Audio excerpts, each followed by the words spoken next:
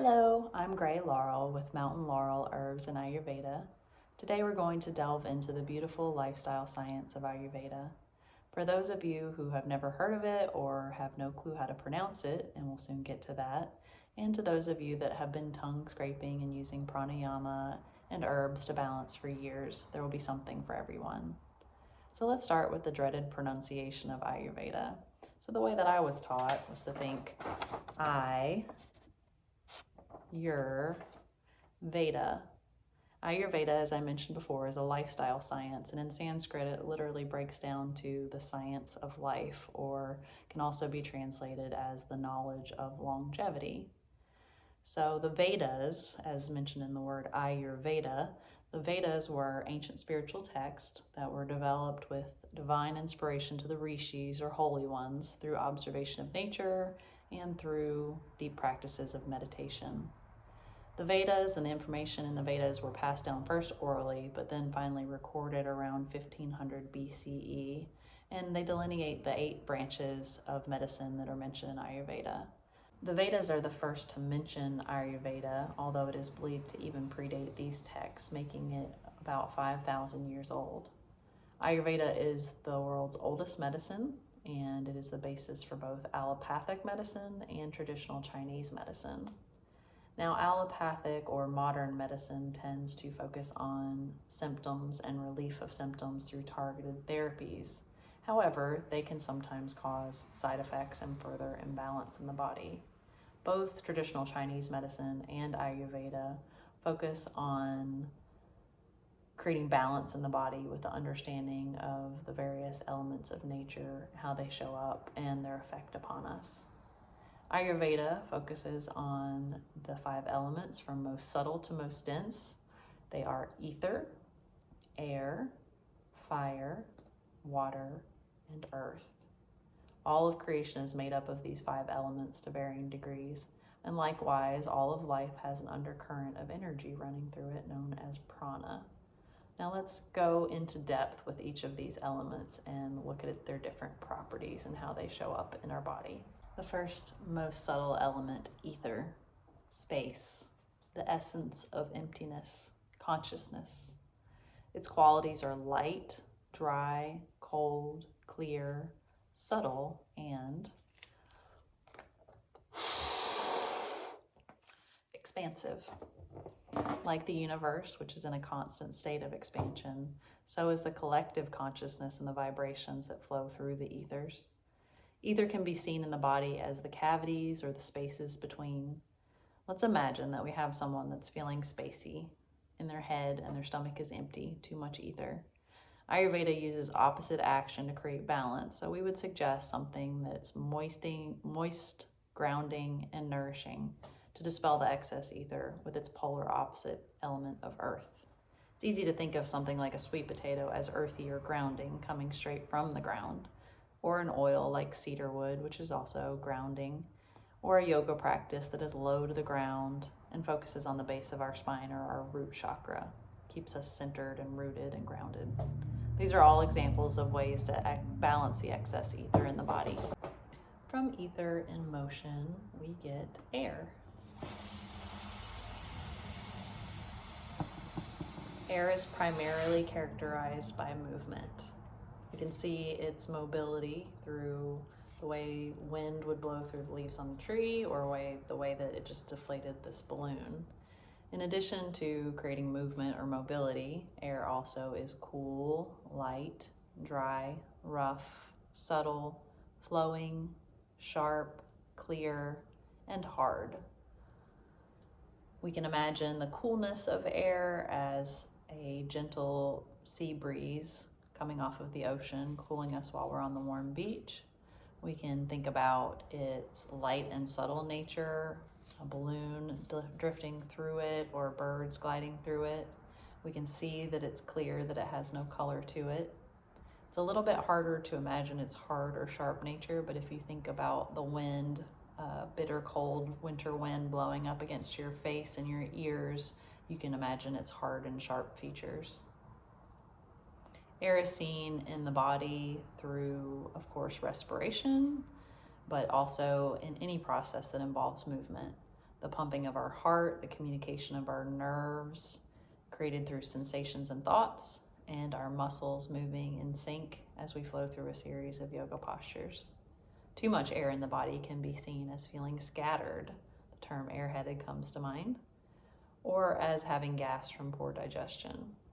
We can counter the air in the head, the spaciness, with a root very popular in Ayurveda known as ashwagandha. And we can counter the gas from the poor digestion with the beautiful root of ginger, which will warm and strengthen the digestion. As air moves more and more quickly, it creates friction and heat, creating the element of fire.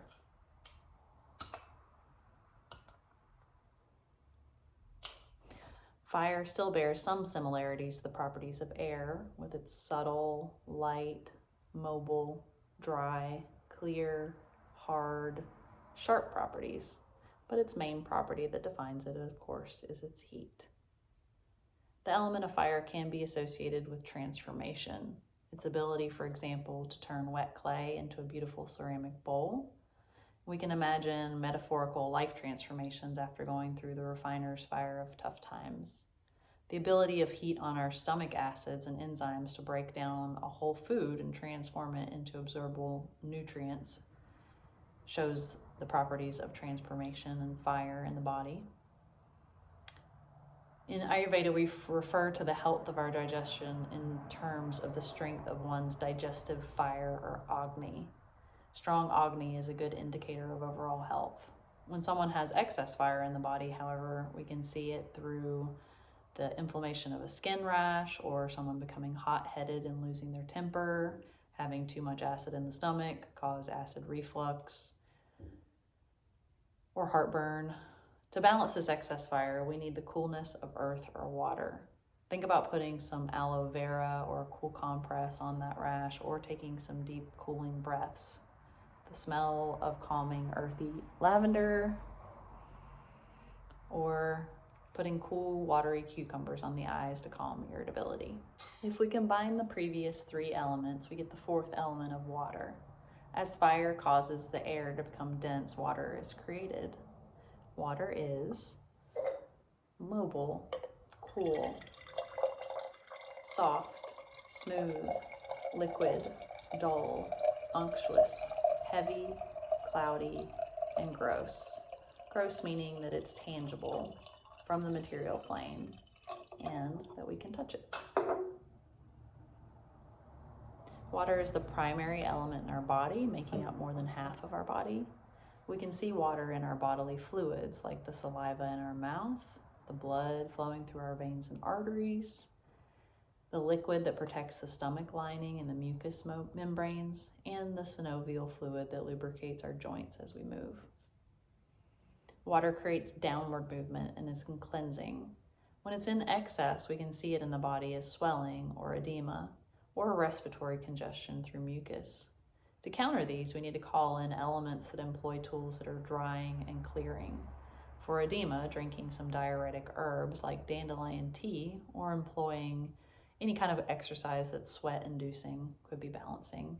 And for the respiratory congestion, we could eat foods that have some heat to them, for example, sprinkling some cayenne pepper on your food, or asafoetida, or choosing lighter drying foods like chickpeas and potatoes to heat or dry and clear the excess congestion. When you sprinkle some cosmic dust into the mix of other four elements, you get our last element of earth. Earth is heavy, dull, static, dense, gross, cool, hard, rough, and cloudy. It creates structure and stability, gives us stable ground to walk on, and makes us feel rooted and connected to the earth and its inhabitants. Earth provides underlying structure and foundation that allows for the growth and development of tissues within the body. Earth element is related to the principle of inertia, or resistance to movement or change. We can imagine how too much of this element could negatively affect a person with excess earth element. Becoming stuck, depressed, attached, clingy, slow, or sedentary. To combat these properties, we can encourage movement through exercise, trying new things, and eating foods that are light and stimulating. The rishis observed these principles of nature and the properties of the elements and noticed some specific combinations of them, which they coined the doshas. All of us contain all of the 5 elements within us, but we contain them within varying degrees, which gives us a unique body type and personality. The first dosha is vata, which is a pairing of ether and air. Our second dosha is pitta. Pittas are a combination of fire and water. And then last, kapha. Our kapha doshas are a combination of water and earth. As we see from delving into the elements, we can see that each of them had unique properties. As we went through them, we described them. And now when you're pairing 2 of them together, you're going to get a specific type. Our unique constitution or makeup, or dosha, is established at the moment of our conception. This dosha is called our prakriti. That's who we are at our core. That's our true self, our original constitution. But as we are living our life and are influenced by various things, what we eat, what sights our eyes consume, what paths we choose to take, the energy of those around us, the herbs that we use, the type of movement that we choose, and the thoughts that we allow to direct our life, all affect our exact combination of elements at any given time. This type of dosha is called our Vikriti. That's our current state. It's where we are, which may be in balance and in tune with our Prakriti, or our true self, our original state, or it might be a little out of balance, and some of the elements might be showing up more than they should, causing, if it's heat, too much heat could cause inflammation. If it's too much dampness, it could cause a yeast infection. We can see how an imbalance of these elements, as we discussed earlier, can cause various symptoms. And our goal in Ayurveda is to get our clients back into balance and reduce these symptoms and live in accordance with our original state of balance and be able to carry out our dharma, or our life's work. Let's look more closely at each of the doshas, and I bet you'll recognize yourself in them or someone that you know. Vata was the first one. Vata, again, is a combination of ether and of air. Properties of these 2 elements combined are light, cold, dry, mobile, subtle, clear, and rough. As far as a body type, you can imagine the lightness of Vata having a lighter frame. They are typically tall and thin, or more petite with smaller features. Vata types have little insulation, and so they are typically cold. Between their lighter frames and their lightness of spirit, they are usually spontaneously moving and creating. They are the artist and the idea makers. They're often bubbly and talkative, usually moving and expressing with their hands even when they're just talking.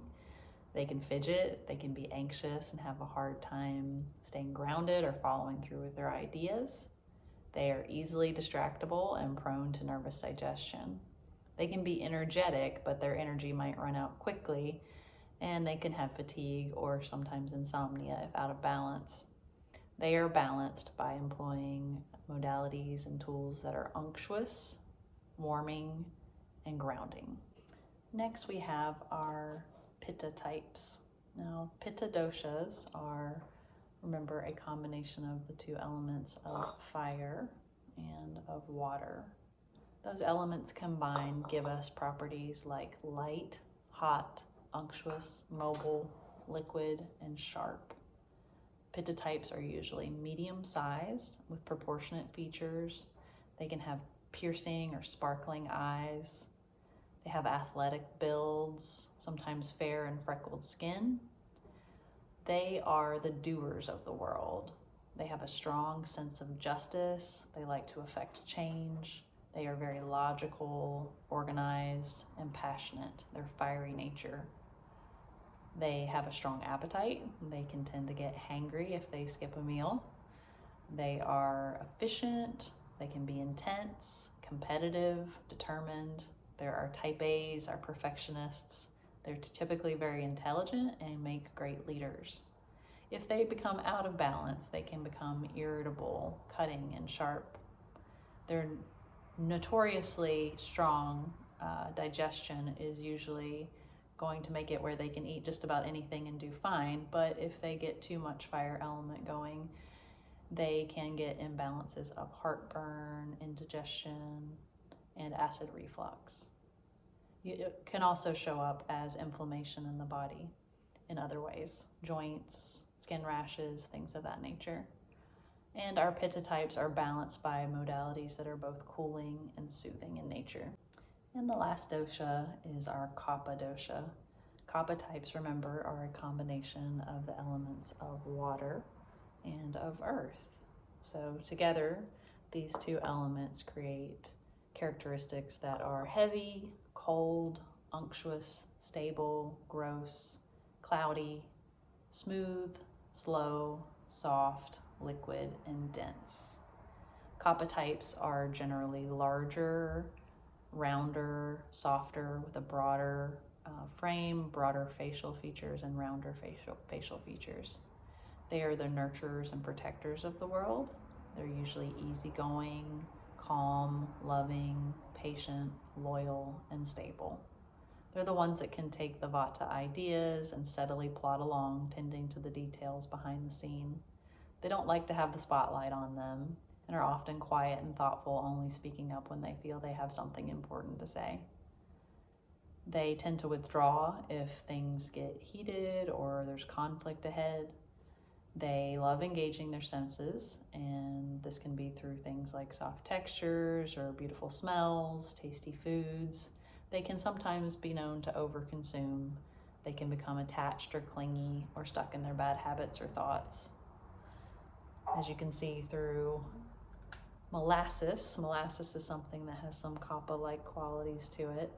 It is slow. It's going to take its sweet time coming out of the jar. It's sticky. It's sweet, and it's dense. Slow, steady, sweet molasses. Very kapha-like. So maybe you recognized yourself or one of your loved ones in these descriptions. Perhaps one of them pegged you to a T, or perhaps you can see a combination of a couple of them within yourself. We all have some of each dosha within us and of each element within us, the specific recipe from birth being different, and the elemental levels fluctuating throughout our lives. The key is to recognize where we are and create balance when we see deficiencies or excess. An Ayurvedic health counselor or practitioner can guide you through assessments and making balancing recommendations. If you'd like more information or to schedule a consultation, you can reach me at Mountain Laurel Herbs and Ayurveda, gray@mountainlaurel@gmail.com, or you can call or text me at 727-488-3327. Thank you, and wishing you wellness and balance. Namaste.